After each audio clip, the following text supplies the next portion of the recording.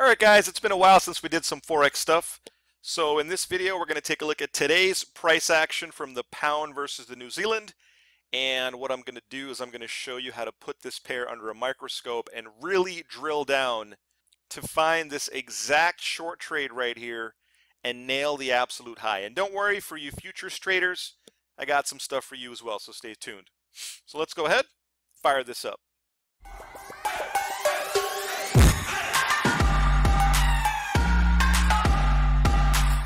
All right, what's up, guys? Mark here with you. Yeah, it's been a while, right? Been a while since we did some Forex stuff here. Be honest with you, most of the action this year has been in the futures markets. I can't believe I'm saying this, but Q1 is over, right? We are officially 25% done with this calendar year. And every time we wrap up a quarter, I always like to ask you guys, how are all of you doing on your trading goals, right? Are you meeting your milestones? Are you getting better each day than you were the day before? And the reality is, when I talk to a lot of you guys, most of you guys don't have a game plan. Most of you guys are just winging it, you know, and it's a little surprising to me because trading should be looked at like a business, right? You can't just wing it. You got to have a game plan. You got to have your trading hours. You got to be at the screen. You got to be marking up your charts. You know, if you're not doing these things and if you're not doing them actively every day, I don't really know how much progress you're going to make with your trading. And keep in mind, guys, like I said in one of my previous videos, time fucking flies, right? Especially the older you get, the faster time goes by. I swear to you, I still cannot believe Q1 of 2019 is over. So anyway, my point is, don't be afraid to write down your goals, right? You know, write it down on a piece of paper, put it onto Google Docs and look at it every day or something, you know, every time you check your email. Be conscious of your goals and your objectives every day, right? Without a game plan, you're not going to go anywhere, okay? All right, anyway, so we're going to be looking at the pound versus the New Zealand here. We're going to be looking at these trends that reveal themselves to us. I always tell you guys, the market's going to reveal clues, right? And you got to be prepared to receive those clues, okay? First piece of business, what do? We're going to take this chart right here, which you've heard me refer to numerous times as the bullshit chart, and with one click of our mouse, we're going to make it look like this, right? Nice, clean, organized price action. Don't show me a bunch of horseshit that looks like this, right? I want my charts to look like this. I don't know about you, but I don't have time to fuck around. I'm looking for what I would consider obvious signals to pick a direction. And there's nothing more obvious than colors, right? Anyway, so you can see in the overnight session, which if you live in America is going to be typically the best time and the best hours to trade Forex, we got a long signal right there and a short signal right there. That's all we had for today, right? We only got two signals. I want my trading to be simple. So what we're going to do is, let me zoom in here so you can really see this. We had a short signal print right here, right? So what we want to do is jump over to a side-by-side view, and we need to physically draw this short signal into our smaller time frame chart, right? What I call the T-bars, okay? So remember, guys, this is a two-chart approach. You always have to have a master and slave type of approach. A big picture to give you a general sense of what direction to go, and a smaller picture to really time your trades. This is very important. Now, hardly anybody spends time on YouTube talking about timing your trades and cherry picking your trades. That's why I want to show this to you, because if you don't understand how to properly time your trades, you're not going to go anywhere. You're just going to be kind of floating around in your trading without knowing what direction to go. You know what I mean? Anyway, so let's get back to business here.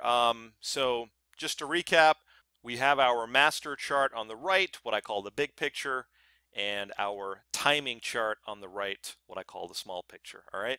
And just so these charts are properly matched up, you can see that I've drawn an arrow on the signal I'm going to do the same thing with that same signal in our slave chart. Make sure this matches up. All right. So that's it, guys. We're not going to use any indicators. We're not going to use any fucking chat rooms. We're not going to use any gurus or mentors. We are going to do nothing beyond drawing trend lines. All right.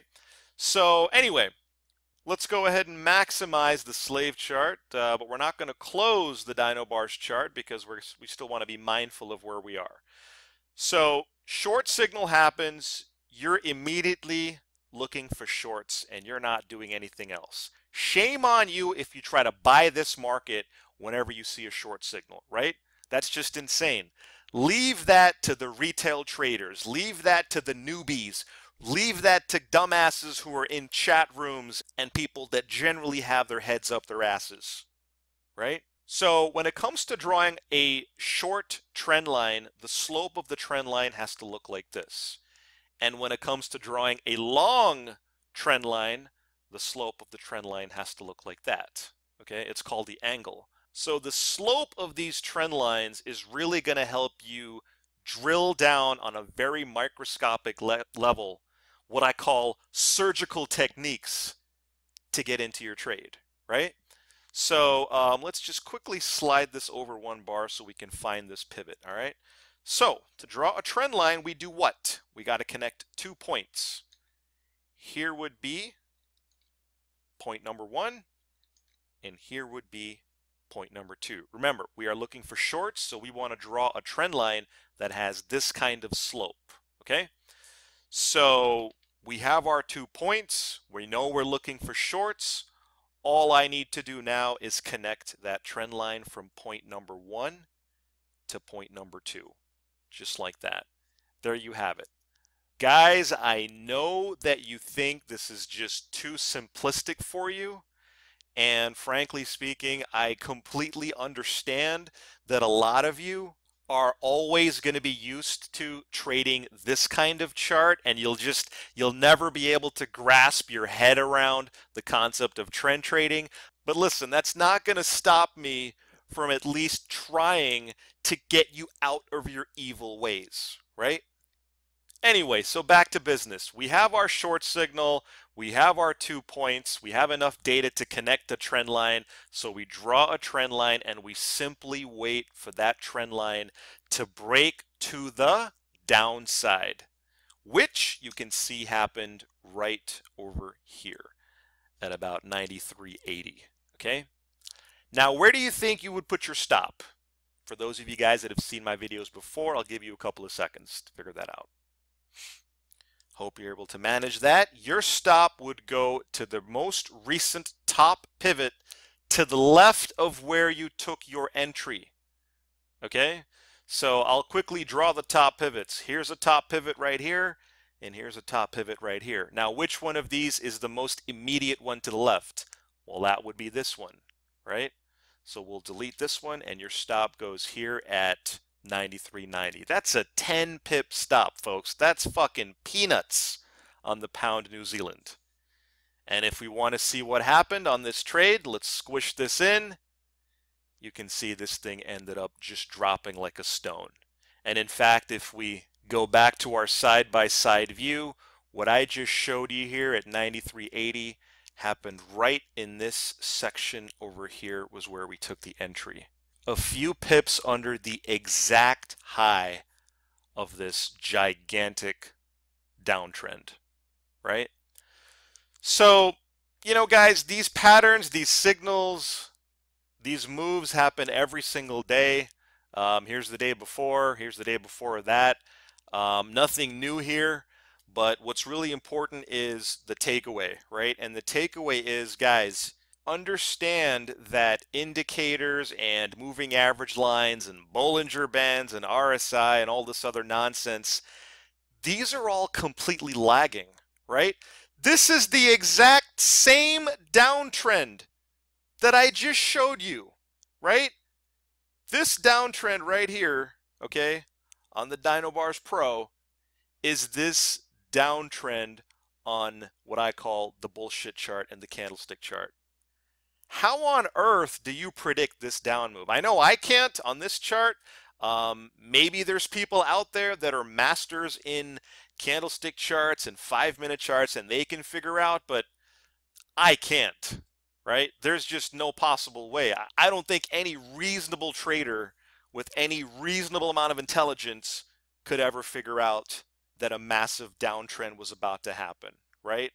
Whereas on this type of chart, when you zoom in, the market gave you a clue. Hey, boss man, here's a nice red bar. Whatever you do, it's time to only look for shorts. You know what I'm saying? So, all right, guys, that's really the takeaway. I wanted to kind of light a fire under your butts and let you know, hey, listen, we are 3 months into the year. We only got 9 months left, right? 9 months is going to fly by. I think the volatility is going to get better in all markets, Forex and futures, and I think we're going to have a great Q2. All right? So listen, guys, thanks for watching this video. Get in touch if you have any questions, and as always, best trading wishes.